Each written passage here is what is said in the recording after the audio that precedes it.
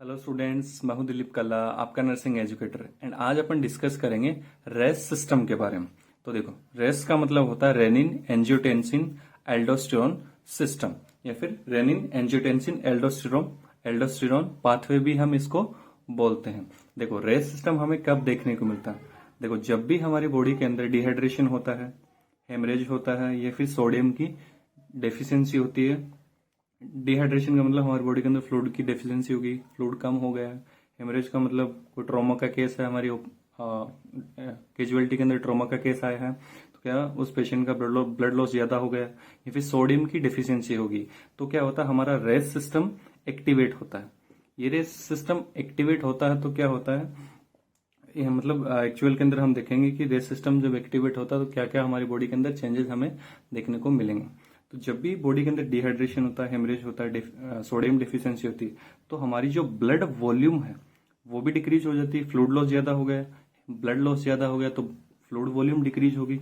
अब यदि हमारी फ्लूइड वॉल्यूम डिक्रीज हो गई है, मतलब इसका मतलब क्या होगा कि हमारे हार्ट के पास ब्लड इतना अमाउंट के अंदर जा नहीं रहा, मतलब जो इनपुट है वो कम हो गई है। यदि इनपुट हमारी कम हो गई तो आउटपुट भी कम होगा। मतलब हम कह सकते हैं कि जो बीपी है वो भी हमारा डिक्रीज हो गया है, ब्लड प्रेशर डिक्रीज हो गया, क्योंकि ब्लड वॉल्यूम डिक्रीज हो गई है। अब ये ब्लड वॉल्यूम डिक्रीज हो गई है, तो क्या हम कह सकते हैं कि हमारे यदि जो ब्लड प्रेशर है वो डिक्रीज हो गया, फिर ब्लड वॉल्यूम डिक्रीज हो गई, तो जितने भी हमारी बॉडी के ऑर्गन है उनको जो सप्लाई है वो कम मिलेगी। अब अब ये सप्लाई जो कम मिल रही है उससे दिक्कत क्या होगी? उससे ये दिक्कत होगी कि हमारी किडनी को भी सप्लाई कम मिलेगी। यदि हमारी किडनी को ब्लड सप्लाई कम मिलेगी तो ये क्या करता है, किडनी एक हार्मोन रिलीज करता है। ये कौन सा हार्मोन रिलीज करता है? ये हार्मोन रिलीज करता है हमारा रेनिन। ये रेनिन कहाँ से रिलीज होता है? दूसरा क्वेश्चन ये आता कि देखो, जब भी बॉडी की ब्लड प्रेशर डिक्रीज हुआ तो किडनी के पास ब्लड सप्लाई कम पहुंची। किडनी के पास ब्लड सप्लाई कम पहुंची तो क्या करेंगे, ये किडनी की जो कुछ सेल्स होती हैं जिनका नाम होता है जक्स्टा ग्लोमेरुलर सेल्स। ये जक्स्टा ग्लोमेरुलर सेल्स क्या करती है, एक हार्मोन रिलीज करती है। इस हार्मोन का नाम होता है रेनिन, है ना। अब ये रेनिन रिलीज हो जाता है तो ये रेनिन क्या करेगा, ब्लड के अंदर इसकी अमाउंट जो है वो, क्योंकि कंटिन्यूसली किडनी की जो जक्स्ट्रा ग्लोमेरुलर सेल्स जो है वो इसको कंटिन्यूसली सिक्रेट करती रहेंगी, तो रेनिन का लेवल हमारी ब्लड के अंदर इंक्रीज हो जाएगा। अब यदि हमारा बॉडी के अंदर रेनिन का लेवल इंक्रीज हो जाता है, ब्लड के अंदर रेनिन का लेवल बढ़ना स्टार्ट कर देता है, तो ये रेनिन क्या करेगा, ये क्या करेगा कि एक ये रेनिन तो इंक्रीज हो चुका है हमारा, ठीक है, रेनिन का लेवल इंक्रीज हो गया ब्लड के अंदर। ये इसका काम क्या है कि ये क्यों रिलीज हुआ? ये रिलीज इसलिए हुआ क्योंकि एक प्लाज्मा प्रोटीन रिलीज होता है हमारे लीवर से। एक प्लाज्मा प्रोटीन रिलीज होता है हमारे लीवर से जिसका नाम होता है एंजियोटेंसिनोजन। एंजियोटेंसिनोजन। ये रेनिन इस एंजियोटेंसिनोजन को एंजियोटेंसिन फर्स्ट के अंदर कन्वर्ट करेगा। एंजियोटेंसिन फर्स्ट के अंदर कन्वर्ट करेगा। एंजियोटेंसिन फर्स्ट के अंदर कन्वर्ट करता है। एक बार वापस देखते हैं। देखो, किडनी की ब्लड सप्लाई डिक्रीज हुई तो जो किडनी की सेल्स हैं, कौन सी सेल, जक्स्ट्रा ग्लोमेरुलर सेल्स, वो सेल क्या करेगी, एक हार्मोन रिलीज करती है जिसका नाम होता है रेनिन। अब ये रेनिन, इस रेनिन का काम क्या है, ये क्या करती है, जो एंजियोटेंसिनोजन है कहां से सीक्रेट हो रहा है, लीवर से।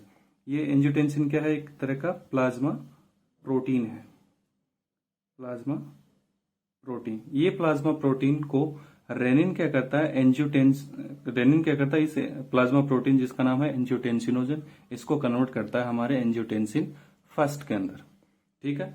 अब एंजियोटेंसिन फर्स्ट बन गया है बॉडी के अंदर, ब्लड के अंदर, तो ये अब इसका लेवल भी ब्लड के अंदर इंक्रीज करना स्टार्ट कर देगा। अब जैसे जैसे इसका लेवल बढ़ना स्टार्ट कर देता है तो ये भी बॉडी के अंदर सर्कुलेट करता रहता है। अब ये बॉडी के अंदर सर्कुलेट करता रहता है, तो जब ये हमारे लंग्स के पास पहुंचता है, ये एंजियोटेंसिन फर्स्ट जब हमारे लंग्स के पास पहुंचता है तो लंग्स क्या रिलीज कर रहा होता है, हमारा लंग्स रिलीज करता है ACE एंजाइम। ये ACE एंजाइम क्या होता है, ये होता है A for angiotensin, C for converting और ई फॉर एंजाइम। ये एंजियोटेंसिन फर्स्ट जब लंग्स के अंदर पहुंचता है तो लंग्स के अंदर एक एंजाइम रहता है हमारा ACE। ये ACE क्या करेगा, इस एंजियोटेंसिन फर्स्ट को एंजियोटेंसिन सेकंड के अंदर कन्वर्ट कर देगा।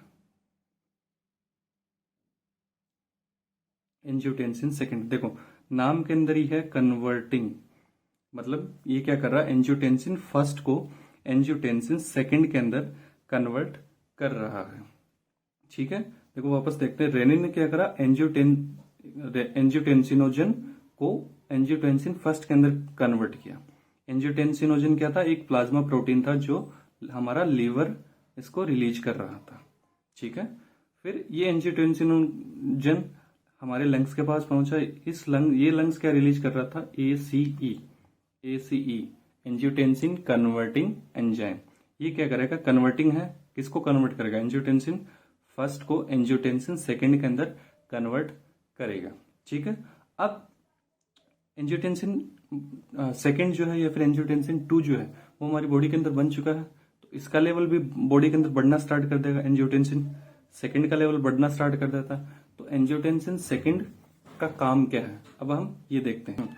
एंजियोटेंसिन सेकंड जो है वो हमारी काम करता है एड्रिनल ग्लैंड पर। एड्रिनल ग्लैंड के भी दो पार्ट होते हैं, एक होता है एड्रिनल कॉर्टेक्स और एक होता है एड्रिनल मेडुला।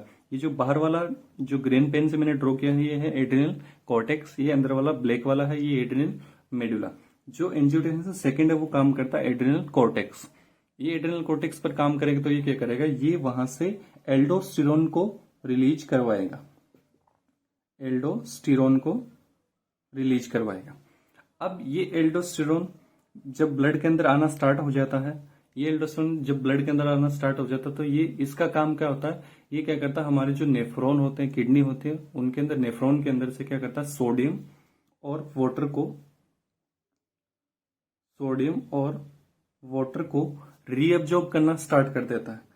सोडियम और वाटर को रीअब्जॉर्ब करना स्टार्ट कर देता है। एल्डोस्टेरोन रिलीज हुआ कहां से, एड्रिनल कॉर्टेक्स से।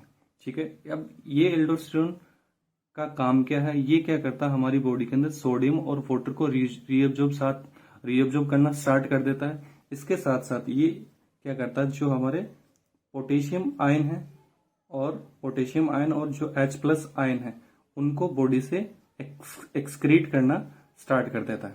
देखो यहाँ दो चीजें हो रही हैं, एक तो सोडियम और वाटर बॉडी के अंदर आ रहे हैं, है ना, दूसरे जो पोटेशियम और हाइड्रोजन आयन है वो हमारी बॉडी से बाहर निकल रहे हैं, है ना। अब देखो एल्डोस्टेरोन जो है वो क्या कर रहा है, सोडियम और वाटर को हमारी बॉडी के अंदर लेके आ रहा है, मतलब जो ब्लड वॉल्यूम है वो हमारी इंक्रीज होना स्टार्ट हो जाएगी। हम कह सकते हैं कि सोडियम और वाटर वापस बॉडी में आना स्टार्ट हो रहा है, तो क्या हो रहा है कि ब्लड वॉल्यूम जो वो हमारी बढ़ गई है।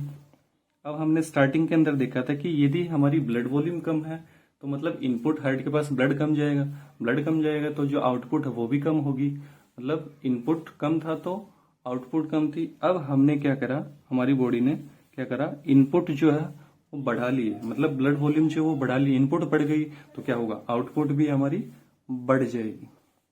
मतलब हम कह सकते हैं कि हमारा जो ब्लड प्रेशर है वो भी इंक्रीज हो जाएगा। ठीक है, ये तो होगा एल्डोस्टेरोन का एक काम, एल्डोस्टेरोन का एक काम, है ना। एंजियोटेंसिन जो सेकंड था वो एक तो क्या करता है एड्रिनल कॉर्टेक्स पर काम करता है। दूसरा एंजियोटेंसिन सेकंड क्या करता है, जो हमारे आर्ट्रियोल हैं, जो हमारे स्मॉल आर्ट्रियोल हैं, उनकी जो स्मूथ मसल्स है आर्ट्रियोल की, जो आर्ट्रियोल है वेसल्स हैं, जो उनको क्या करता है, ये आर्ट्रियोल वेसल्स को क्या करता है, कॉन्स्ट्रिक्ट करता है। अगर मान लो ये हमारी आर्टरी थी, इसको मैंने कॉन्स्ट्रिक्ट कर दिया। अब इसको कॉन्स्ट्रिक्ट कर दिया तो पहले के कंपैरिजन के अंदर मान लो ये थी नॉर्मल वाली, इसके अंदर जो ब्लड जा रहा था, अब इसके अंदर जो ब्लड जाएगा वो ज्यादा प्रेशर से जाएगा, मतलब इसको कॉन्स्ट्रिक्ट कर दिया किसने, एंजियोटेंसिन 2 ने, जो हमारी ब्लड वेसल थी उसको कॉन्स्ट्रिक्ट कर दिया। अगर ये ब्लड वेसल्स कॉन्स्ट्रिक्ट हो जाएगी तो क्या होगा, इसके अंदर जो प्रेशर है वो बढ़ जाएगा, मतलब हम कह सकते हैं कि इसका बीपी बढ़ जाएगा। एंजियोटेंसिन दो तरीके से काम करता है, एक तो क्या करता है सोडियम और वाटर को अंदर लेके आता बॉडी, जिससे हमारी ब्लड वॉल्यूम बढ़ जाती है। ब्लड वॉल्यूम बढ़ गई तो क्या हुआ, हमारा ब्लड प्रेशर भी बढ़ गया। सेकंड उसने क्या करा, जो हमारी आर्टरीज थी, हमारी जो आर्टरीज थी उनको कॉन्स्ट्रिक्ट किया तो ऑटोमेटिकली हमारा जो बीपी है वो राइज हो गया। तो student, this is all about RAS system. I hope आपको समझ में आया होगा, है ना। Thank you.